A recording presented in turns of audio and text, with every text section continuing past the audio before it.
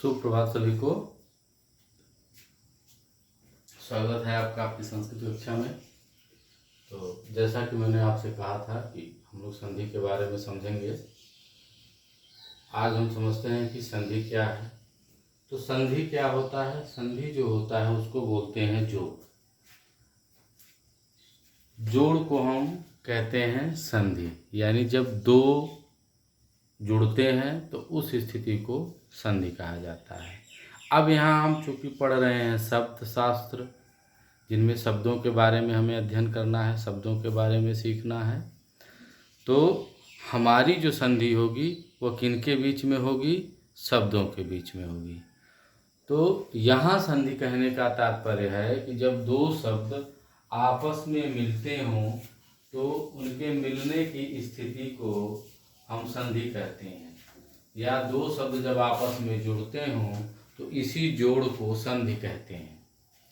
अब आप यहाँ ध्यान रखो कि जब दो शब्द जुड़ते हैं तो उनके जुड़ने की जो स्थितियाँ होती हैं, जो कंडीशंस होती हैं, उन्हीं का हम नाम रखते हैं, उन्हीं के आधार पर उस संधि का नाम रखा जाता है। तो जैसे हमारे वर्णमाला में पहले जो विभाजन किया गया है, पहले विभाजन में हमारा वर्णमाला में स्वर आता है, उसके बाद व्यंजन आता है। इसी तरह से जब हम संधि पढ़ते हैं तो संधि पढ़ने के दौरान सबसे पहले हम स्वर संधि समझते हैं, उसके बाद व्यंजन संधि समझते हैं, फिर हम समझते हैं विसर्ग संधि। तो इसी क्रम में हम इसको पढ़ेंगे। अब स्वर संधि में क्या है कि स्वर संधि में जब हम पढ़ने जाते हैं तो हम ये देखते हैं कि स्वर तो कई प्रकार के होते हैं, तो किस स्वर के आधार पर संधि का क्या नाम होगा ये समझना बहुत जरूरी है। तो हम आइए देखते हैं। सबसे पहले हमारे जो मूल स्वर हैं अ, ई, उ, तो इनके आधार पर जो संधि होती है वह होती है अ और अ मिलकर के। सबसे पहले क्या होता है कि ये सारे स्वर पहले स्वयं से जुड़ते हैं, यानी अ से जुड़ करके आ बनाता है, ई से जुड़ करके दीर्घ ई बनाता है, उ से जुड़ करके दीर्घ उ बनाता है। तो पहले ये स्वर और स्वर आपस में कैसे जुड़ते हैं हम ये समझते हैं। जैसे किसी शब्द में दो शब्द हों, दो शब्द मिल करके एक शब्द बना रहे हों, वहां हमें ये देखना है कि किसी प्रथम शब्द का अंतिम स्वर अ हो या आ हो और दूसरे शब्द का प्रथम स्वर अ हो या आ हो, तो इन दोनों के स्थान में, इन दोनों अ और आ के स्थान में क्या हो जाएगा?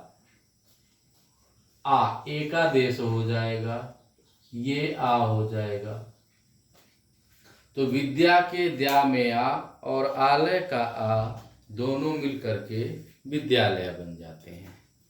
इसी तरह से हम देखते हैं कि एक शब्द है धनार्थी। जैसे एक शब्द है धनार्थी, धन और अर्थी।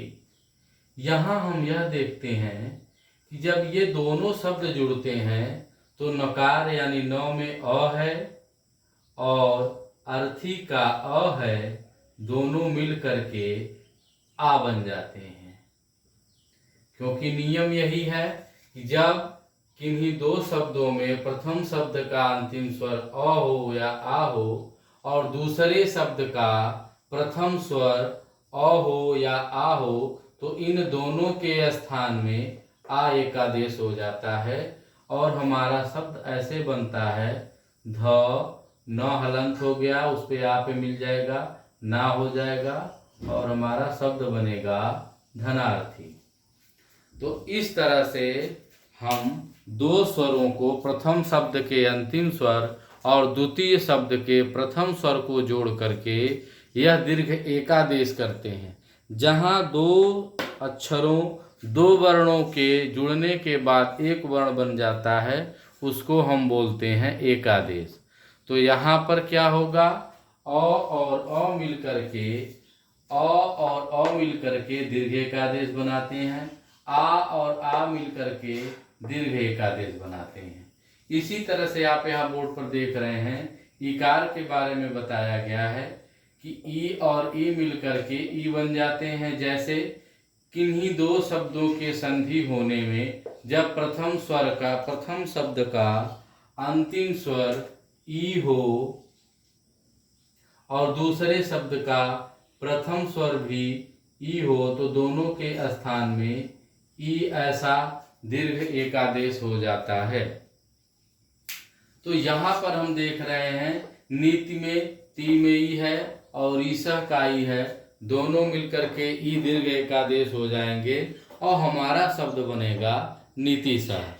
इसी तरह से उकार के से संबंधित नियम है, जब किसी शब्द के संधि होने में प्रथम शब्द का अंतिम स्वर उ हो और दूसरे शब्द का प्रथम स्वर उ हो तो उन दोनों के स्थान में दीर्घ उ एकादेश हो जाता है। इन दोनों के स्थान में दीर्घ उ एकादेश हो जाता है। अब आप देखें, गुरु में रू में उ है, उपदेशा में उ है, दोनों मिलकर के दीर्घ उ हो गए। यहाँ आप देख रहे होंगे दीर्घ उ होने के बाद गुरुपदेशा बनता है। जैसे यहाँ आप देखें, बधु है शब्द और उत्सव है, यहाँ पर भी बधु धू में उ है और उत्सव का उ, दोनों मिलकर के दीर्घ उ हो जाएंगे, दोनों मिलकर के हो जाएंगे दीर्घ उ। और आप देखेंगे कि हमारा शब्द बनेगा वधूत्सव।